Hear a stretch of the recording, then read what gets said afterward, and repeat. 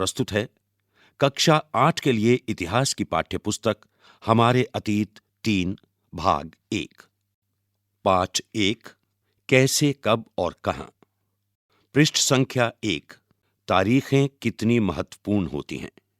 एक वक्त था जब इतिहासकार तारीखों के जादू में ही खोए रहते थे। कब किस राजा की ताजपोशी हुई, कब कौन सा युद्ध हुआ, इन्हीं तारीखों पर गर्मा गर्म बहसें चलती थीं। आम समझ के हिसाब से इतिहास को तारीखों का पर्याय माना जाता था। आपने भी लोगों को यह कहते हुए सुना होगा, इतिहास तो बहुत उबाऊ है भाई, बस तारीखें रटते चले जाओ। क्या इतिहास के बारे में यह धारणा सही है? इसमें कोई शक नहीं कि इतिहास अलग अलग समय पर आने वाले बदलावों के बारे में ही होता है। इसका संबंध इस बात से है कि अतीत में चीजें किस तरह की थीं और उनमें क्या बदलाव आए हैं। जैसे ही हम अतीत और वर्तमान की तुलना करते हैं, हम समय का जिक्र करने लगते हैं। हम पहले और बाद में की बात करने लगते हैं। रोजमर्रा की जिंदगी में हम अपने आसपास की चीजों पर हमेशा ऐतिहासिक सवाल नहीं उठाते। हम चीजों को स्वाभाविक मानकर चलते हैं, मानो जो कुछ हमें दिख रहा है वो हमेशा से ऐसा ही रहा हो। लेकिन हम सबके सामने कभी कभी अचंभे के क्षण आते हैं। कई बार हम उत्सुक हो जाते हैं और ऐसे सवाल पूछते हैं जो वाकई ऐतिहासिक होते हैं। किसी व्यक्ति को सड़क किनारे चाय के घूंट भरते देखकर आप इस बात पर हैरान हो सकते हैं कि चाय या कॉफी पीने का चलन शुरू कब से हुआ होगा। रेलगाड़ी की खिड़की से बाहर झांकते हुए आपके जहन में यह सवाल उठ सकता है कि रेलवे का निर्माण कब हुआ। रेलगाड़ी के आने से पहले लोग दूर दूर की यात्रा किस तरह कर पाते थे। सुबह सुबह अखबार पढ़ते हुए आप ये जानने के लिए उत्सुक हो सकते हैं कि जिस जमाने में अखबार नहीं छपते थे, उस समय लोगों को चीजों की जानकारी कैसे मिलती थी। पृष्ठ 1 पर चित्र है, चित्र 1। इसमें दिखाया गया है, ब्राह्मण ब्रिटेनिया को शास्त्र भेंट कर रहे हैं।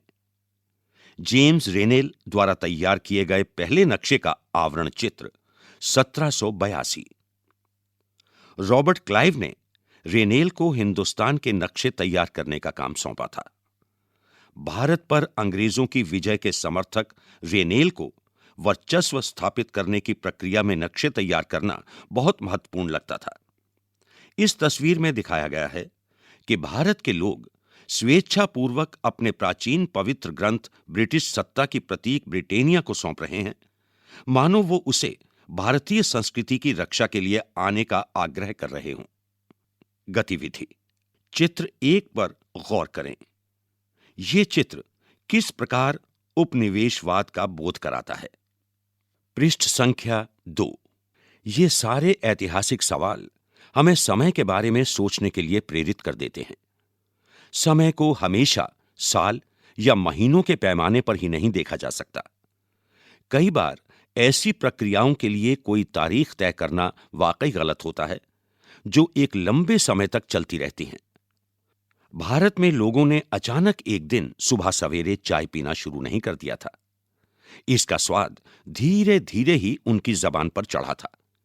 इस तरह की प्रक्रियाओं के लिए कोई स्पष्ट तिथि नहीं हो सकती। इसी तरह हम ब्रिटिश शासन की स्थापना के लिए भी कोई एक तिथि नहीं बता सकते। राष्ट्रीय आंदोलन किस दिन शुरू हुआ या अर्थव्यवस्था या समाज में किस दिन बदलाव आए, यह बताना भी संभव नहीं है। ये सारी चीजें एक लंबे समय में घटती हैं। ऐसे में हम सिर्फ एक अवधि की ही बात कर सकते हैं। एक लगभग सही अवधि के बारे में बता सकते हैं जब वो खास बदलाव दिखाई देने शुरू हुए होंगे। तो फिर लोग इतिहास को तारीखों से जोड़कर क्यों देखते हैं? इस जुड़ाव की एक वजह है। एक समय था जब युद्ध और बड़ी बड़ी घटनाओं के ब्यौरों को ही इतिहास माना जाता था। यह इतिहास राजा महाराजाओं और उनकी नीतियों के बारे में होता था। इतिहासकार ये लिखते थे कि कौन से साल राजा को ताज पहनाया गया, किस साल उसका विवाह हुआ, किस साल उसके घर में बच्चा पैदा हुआ, कौन से साल उसने कौन सी लड़ाई लड़ी, वो कब मरा और उसके बाद कब कौन सा शासक गद्दी पर बैठा। इस तरह की घटनाओं के लिए निश्चित तिथि बताई जा सकती है और इस तरह के इतिहासों में तिथियों का महत्व बना रहता है। जैसा कि पिछले 2 साल की इतिहास की किताबों में आपने देखा है, अब इतिहासकार बहुत सारे दूसरे मुद्दों और दूसरे सवालों के बारे में भी लिखने लगे हैं। वो इस बात पर ध्यान देते हैं कि लोग किस तरह अपनी रोजी रोटी चलाते थे, वो क्या पैदा करते थे और क्या खाते थे, शहर कैसे बने और बाजार किस तरह फैले, किस तरह रियासतें बनी, नए विचार पनपे और संस्कृति व समाज किस तरह बदले। चित्र 2, इसमें लिप्टन्स टी का विज्ञापन दिखाया गया है। विज्ञापनों से भी पसंद नापसंद तय होती है।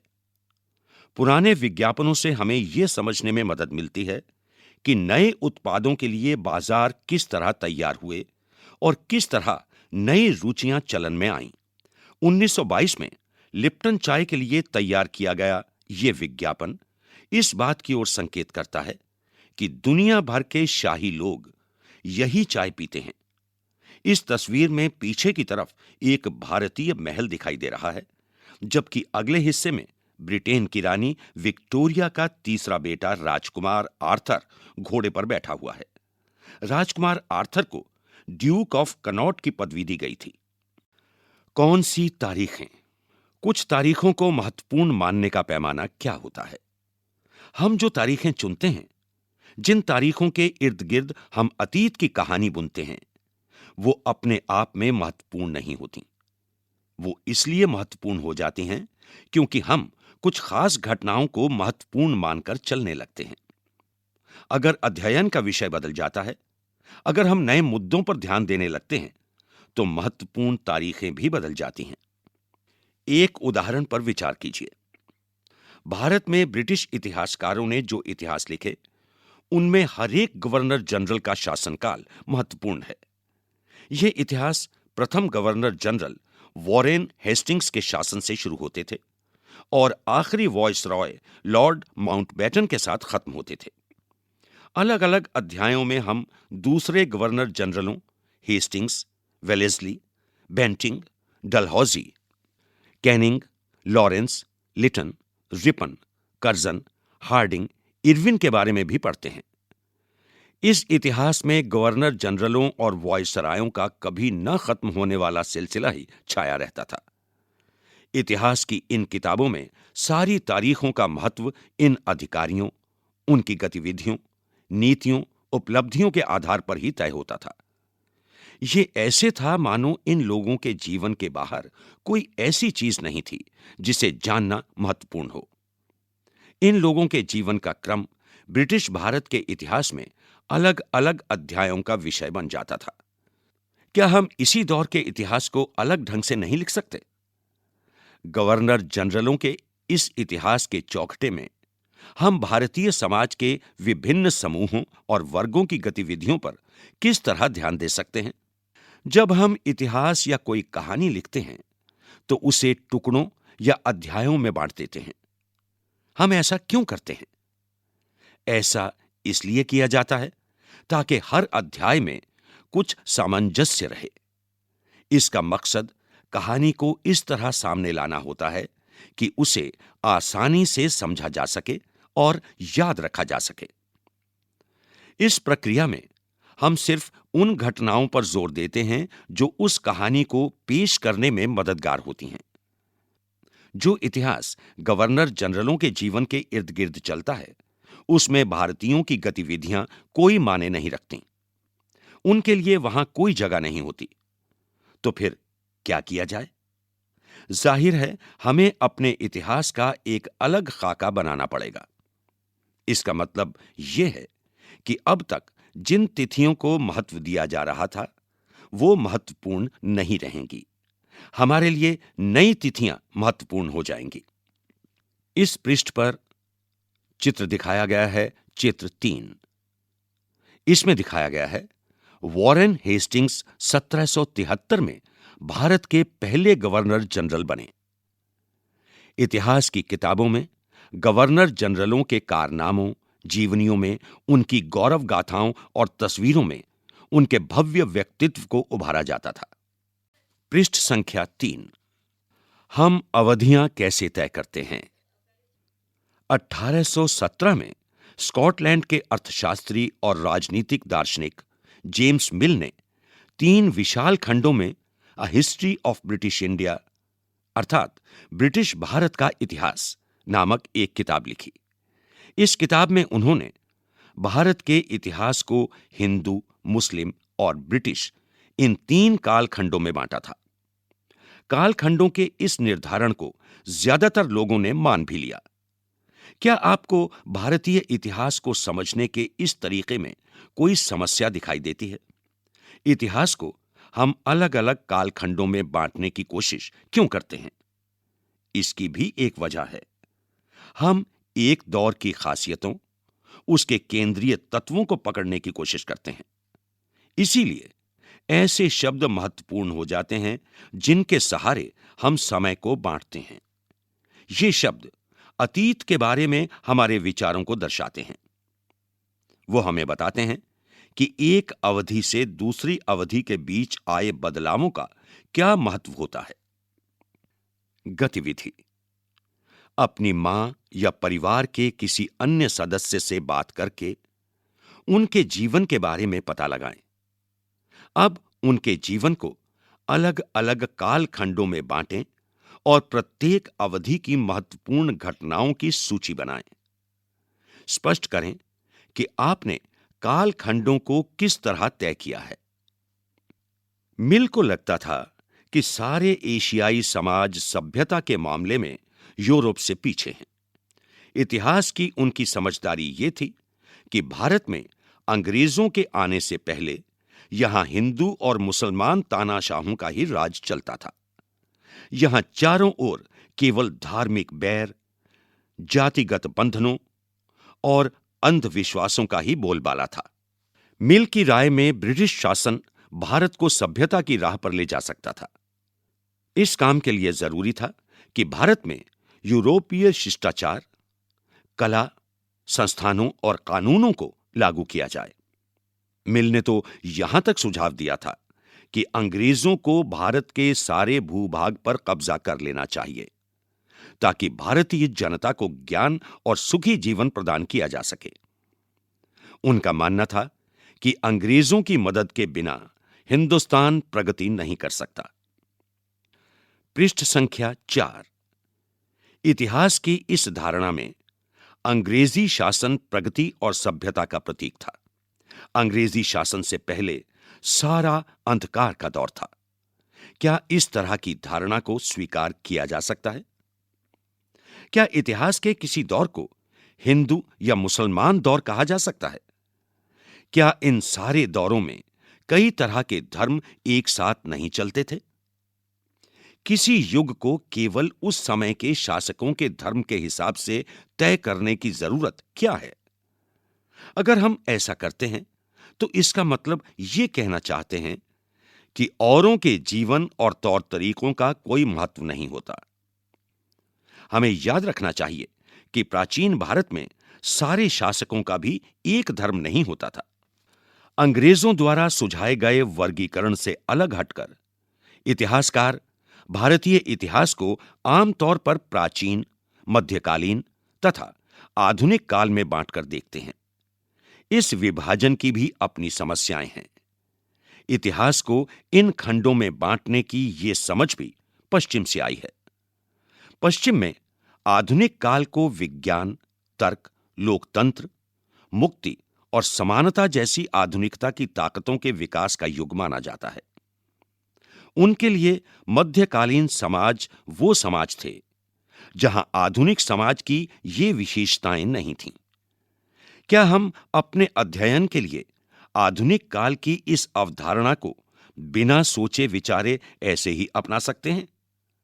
जैसे कि आप इस किताब को देखेंगे, अंग्रेजों के शासन में लोगों के पास समानता, स्वतंत्रता या मुक्ति नहीं थी। ना ही ये आर्थिक विकास और प्रगति का दौर था। बहुत सारे इतिहासकार इस युग को औपनिवेशिक युग कहते हैं। औपनिवेशिक क्या होता है? इस किताब में आप जानेंगे कि किस तरह अंग्रेजों ने हमारे देश को जीता और स्थानीय नवाबों और राजाओं को दबाकर अपना शासन स्थापित किया। आप जानेंगे कि किस तरह उन्होंने अर्थव्यवस्था व समाज पर नियंत्रण स्थापित किया, अपने सारे खर्चों को निपटाने के लिए राजस्व वसूल किया, अपनी जरूरत की चीजों को सस्ती कीमत पर खरीदा, निर्यात के लिए महत्वपूर्ण फसलों की खेती कराई और इन सारी कोशिशों के कारण क्या बदलाव आए। आप ये भी जानेंगे कि ब्रिटिश शासन के कारण यहां की मूल्य मान्यताओं और पसंद नापसंद, रीति रिवाज व तौर तरीकों में क्या बदलाव आए। जब एक देश पर दूसरे देश के दबदबे से इस तरह के राजनीतिक, आर्थिक, सामाजिक और सांस्कृतिक बदलाव आते हैं, तो इस प्रक्रिया को औपनिवेशीकरण कहा जाता है। लेकिन जल्दी ही आप ये समझ जाएंगे कि सारे वर्ग और समूह इन बदलावों को एक ही ढंग से अनुभव नहीं कर रहे थे। इसीलिए इस किताब को हमारे अतीत नाम दिया गया है। हमारे अतीत यानी कई अतीतों पर केंद्रित। पृष्ठ संख्या 5। स्रोत 1। गृह विभाग को भेजी गई रिपोर्टें। सन 1946 में भारत की औपनिवेशिक सरकार शाही भारतीय नौसेना के जहाजों में सिपाहियों की बगावत को कुचलने का प्रयास कर रही थी। उस समय विभिन्न बंदरगाहों से गृह विभाग को जो रिपोर्टें मिल रही थीं, उनके कुछ नमूने इस प्रकार हैं। बंबई, इस बात का इंतजाम कर लिया गया है कि सेना जहाजों और दफ्तरों पर कब्जा कर ले। शाही नौसैनिक जहाज अभी भी बंदरगाह से बाहर ही हैं। कराची, 301 विद्रोहियों को गिरफ्तार कर लिया गया है। कुछ अन्य संदेहास्पद विद्रोही भी गिरफ्तार किए गए हैं। सारे दफ्तर सैनिक निगरानी में हैं। विशाखापट्टनम, स्थिति पूरी तरह नियंत्रण में है और कहीं हिंसा नहीं हुई है। जहाजों और प्रतिष्ठानों पर सैनिक गार्ड तैनात कर दिए गए हैं। किसी परेशानी की उम्मीद नहीं है, सिवाय इसके कि संभव है कुछ सिपाही काम पर न आएं।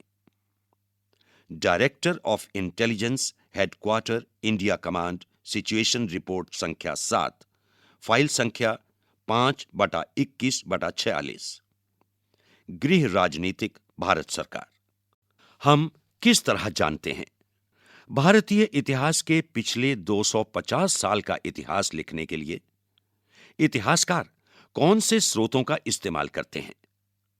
प्रशासन अभिलेख तैयार करता है। अंग्रेजी शासन द्वारा तैयार किए गए सरकारी रिकॉर्ड इतिहासकारों का एक महत्वपूर्ण साधन होते हैं। अंग्रेजों की मान्यता थी कि चीजों को लिखना बहुत महत्वपूर्ण होता है। उनके लिए हर निर्देश, हर योजना, नीतिगत फैसले, सहमति, जांच को साफ साफ लिखना जरूरी था। ऐसा करने के बाद चीजों का अच्छी तरह अध्ययन किया जा सकता था और उन पर वाद विवाद किया जा सकता था। इस समझदारी के चलते ज्ञापन, टिप्पणी और प्रतिवेदन पर आधारित शासन की संस्कृति पैदा हुई। अंग्रेजों को यह भी लगता था कि तमाम अहम दस्तावेजों और पत्रों को संभाल कर रखना जरूरी है। लिहाजा उन्होंने सभी शासकीय संस्थानों में अभिलेख कक्ष भी बनवा दिए। तहसील के दफ्तर, कलेक्ट्रेट, कमिश्नर के दफ्तर, प्रांतीय सचिवालय, कचहरी, सबके अपने रिकॉर्ड रूम होते थे।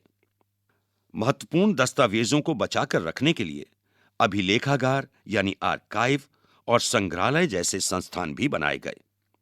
19वीं सदी की शुरुआत में प्रशासन की एक शाखा से दूसरी शाखा के पास भेजे गए पत्रों और ज्ञापनों को आप आज भी अभिलेखागारों में देख सकते हैं। वहां आप जिला अधिकारियों द्वारा तैयार किए गए नोट्स और रिपोर्ट पढ़ सकते हैं या ऊपर बैठे अफसरों द्वारा प्रांतीय अधिकारियों को भेजे गए निर्देश और सुझाव देख सकते हैं। 19वीं सदी के शुरुआती सालों में इन दस्तावेजों की सावधानी पूर्वक नकलें बनाई जाती थीं। उन्हें खुशनवीसी के माहिर लिखते थे। खुशनवीसी या सुलेख नवीस ऐसे लोग होते हैं जो बहुत सुंदर ढंग से चीजें लिखते हैं। 19वीं सदी के मध्य तक छपाई तकनीक भी फैलने लगी थी। इस तकनीक के सहारे अब प्रत्येक सरकारी विभाग की कार्रवाइयों के दस्तावेजों की कई कई प्रतियां बनाई जाने लगीं। इस पृष्ठ में चित्र दिखाया गया है, चित्र 4। इस चित्र में 1920 के दशक में बनाए गए भारतीय राष्ट्रीय अभिलेखागार का चित्र दिखाया गया है। जब नई दिल्ली का निर्माण हुआ तो राष्ट्रीय संग्रहालय और राष्ट्रीय अभिलेखागार दोनों ही वॉयसरॉय के निवास के नजदीक बनाए गए थे। इससे पता चलता है कि अंग्रेजों की सोच में इन संस्थानों का कितना भारी महत्व था। पृष्ठ संख्या 6, सर्वेक्षण का बढ़ता महत्व। औपनिवेशिक शासन के दौरान सर्वेक्षण का चलन भी महत्वपूर्ण होता गया। अंग्रेजों का विश्वास था कि किसी देश पर अच्छी तरह शासन चलाने के लिए उसको सही ढंग से जानना जरूरी होता है। 19वीं सदी की शुरुआत तक पूरे देश का नक्शा तैयार करने के लिए बड़े बड़े सर्वेक्षण किए जाने लगे। गांवों में राजस्व सर्वेक्षण किए गए। इन सर्वेक्षणों में धरती की सतह, मिट्टी की गुणवत्ता, वहां मिलने वाले पेड़ पौधों और जीव जंतुओं तथा स्थानीय इतिहासों व फसलों का पता लगाया जाता था। अंग्रेजों की राय में किसी इलाके का शासन चलाने के लिए इन सारी बातों को जानना जरूरी था। 19वीं सदी के आखिर से हर 10 साल में जनगणना भी की जाने लगी। जनगणना के जरिए भारत के सभी प्रांतों में रहने वाले लोगों की संख्या, उनकी जाति, इलाके और व्यवसाय के बारे में जानकारियां इकट्ठा की जाती थीं। इसके अलावा वानस्पतिक सर्वेक्षण, प्राणी वैज्ञानिक सर्वेक्षण, पुरातात्वीय सर्वेक्षण, मानव शास्त्रीय सर्वेक्षण, वन सर्वेक्षण आदि कई दूसरे सर्वेक्षण भी किए जाते थे। इस पृष्ठ में चित्र 5 दिखाया गया है। शरीफे का पौधा, 1770 का दशक। अंग्रेजों द्वारा बनाए गए वानस्पतिक उद्यान और प्राकृतिक इतिहास के संग्रहालयों में विभिन्न पौधों के नमूने और उनसे संबंधित जानकारियां इकट्ठा की जाती थीं। इन नमूनों के चित्र स्थानीय कलाकारों से बनवाए जाते थे। अब इतिहासकार इस बात पर ध्यान दे रहे हैं कि इस तरह की जानकारी किस तरह इकट्ठी की जाती थी और इससे उपनिवेशवाद के बारे में क्या पता चलता है। इस पृष्ठ पर चित्र है, चित्र 6। इस चित्र में जेम्स प्रिंसेप द्वारा बनाई गई तस्वीर दिखाई गई है जो 1832 में बनाई गई थी। इसमें बंगाल में मानचित्रण और सर्वेक्षण कार्य चल रहा है। गौर करें कि सर्वेक्षण में इस्तेमाल होने वाले सारे उपकरणों को चित्र के अगले हिस्से में दिखाया गया है। चित्रकार इस परियोजना के वैज्ञानिक स्वरूप पर खास तौर से जोर देना चाहता है। चित्र 7, इसमें दिखाए गए हैं 1857 में विद्रोह करते विद्रोही। तस्वीरों को भी बहुत ध्यान से देखना चाहिए। उनसे हमें चित्रकार की सोच पता चलती है। 1857 के विद्रोह के बाद अंग्रेजों द्वारा तैयार की गई सचित्र पुस्तकों में यह तस्वीर कई जगह दिखाई देती है। इस तस्वीर के नीचे लिखा होता था, बागी सिपाही लूट खसोट में लगे हुए हैं। अंग्रेजों की नजर में विद्रोही जनता लालची, दुष्ट और बेरहम थी। इस विद्रोह के बारे में आप अध्याय 5 में जानेंगे। पृष्ठ संख्या 7, अधिकृत रिकॉर्ड से क्या पता नहीं चलता। रिकॉर्ड्स के इस विशाल भंडार से हम बहुत कुछ पता लगा सकते हैं। फिर भी इस बात को नजरअंदाज नहीं किया जा सकता कि ये सारे सरकारी रिकॉर्ड हैं। इनसे हमें यही पता चलता है कि सरकारी अफसर क्या सोचते थे, उनकी दिलचस्पी किन चीजों में थी और बाद के लिए वो किन चीजों को बचाए रखना चाहते थे। इन रिकॉर्ड से हमें यह समझने में हमेशा मदद नहीं मिलती कि देश के दूसरे लोग क्या महसूस करते थे और उनकी कार्रवाइयों की क्या वजह थी। इन बातों को जानने के लिए हमें कहीं और देखना होगा। जब हम ऐसे दूसरे स्रोतों की तलाश में निकलते हैं तो उनकी भी कोई कमी नहीं रहती, लेकिन सरकारी रिकॉर्ड्स के मुकाबले उन्हें ढूंढना जरा मुश्किल साबित होता है।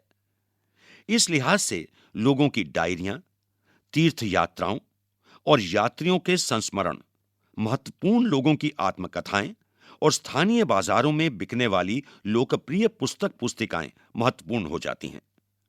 जैसे जैसे छपाई की तकनीक फैली, अखबार छपने लगे और विभिन्न मुद्दों पर जनता में बहस भी होने लगी। नेताओं और सुधारकों ने अपने विचारों को फैलाने के लिए लिखा।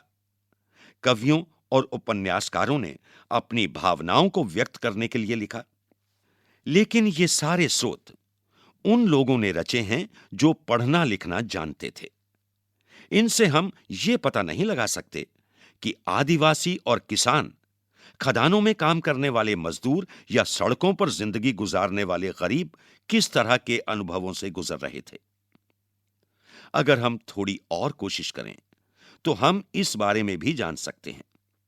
जैसे जैसे आप इस किताब में आगे बढ़ेंगे, आपको यह बात समझ में आने लगेगी। स्रोत 2, इंसानों के खाने के लायक नहीं है। अखबारों से देश के विभिन्न विभागों में चल रहे आंदोलनों का पता चलता है। यहां 1946 में हुई पुलिस की एक हड़ताल की खबर दी गई है। दिल्ली में 2000 से ज्यादा पुलिस वालों ने बृहस्पतिवार सवेरे अपने कम वेतन और पुलिस लाइंस बावर्ची खाने से आने वाले घटिया भोजन के खिलाफ खाना खाने से इनकार कर दिया। जैसे जैसे यह खबर दूसरे पुलिस थानों तक पहुंची, वहां भी पुलिस वालों ने खाने से इनकार कर दिया। एक हड़ताली का कहना था, पुलिस लाइंस की रसोई से हमारे लिए जो खाना आता है वो कोई इंसान नहीं खा सकता। हमें जो चपाती और दाल खानी पड़ती है उसे जानवर तक नहीं खा सकते। हिंदुस्तान टाइम्स, 22 मार्च 1946। गतिविधि। आपने स्रोत 1 और 2 के बारे में सुना। क्या आपको प्रतिवेदनों के स्वरूप में कोई फर्क दिखाई देता है? बताएं कि आपको क्या फर्क लगता है।